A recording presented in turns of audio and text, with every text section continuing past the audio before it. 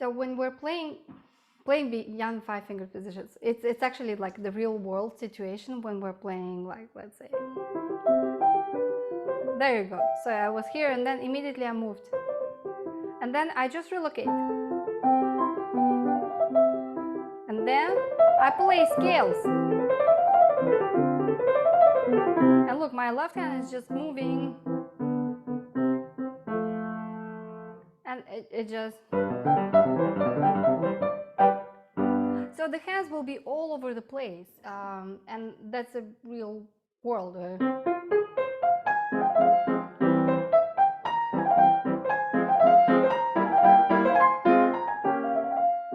So that then we can really focus on ideas, on content, instead of like trying to achieve something with a limited number of notes. That's what the elementary solos will do. They will give you a limited number of notes so you can use fingers in the same position, and that way learn the notes quicker.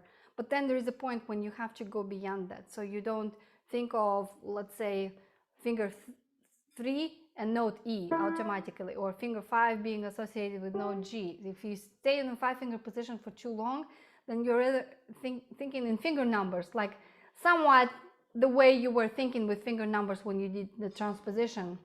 But when you're actually playing the real solos, you don't think in finger numbers. And this song, it's also solo 16.1. It demonstrates how your hands are going to move. So for example, it begins. And here actually we don't need to move too far. So we're in a 5-finger position, and then I just extend a tiny bit. And that would allow me to be in new position. And then I'm going to extend to play. So here I'm extending my hand. That brings me into a new position. Look, I'm already around here. So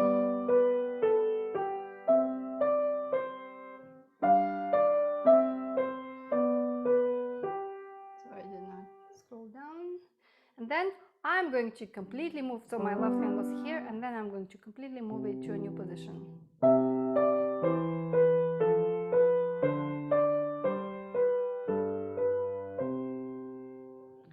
So what is required for this? Similar to when we had a 5-finger position song, and I told you that you need to identify at least one note in that 5-finger position and then figure out what the rest of the notes would be. So now you have to be more familiar with notes. So when it comes to position change, you're able to recognize at least one of the notes from the new position, or actually you're really quick and you start recognizing notes as you go.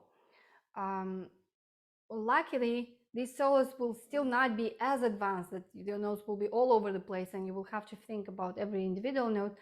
You will have positions, but your positions will be changing. That's why when we approach such solos, we mark the places where the position change is happening. We're going to write the new finger numbers. You might help yourself and write the note name if you're still, struggling with note names, but try to get over that as soon as possible, so you're just recognizing the notes. And of course, memorization is very helpful in all of this. So as you're reading new music, start memorizing phrase by phrase, and that way you will start reading quicker. So here we have more reading exercises, more technique exercises. We still have singing, so go over that.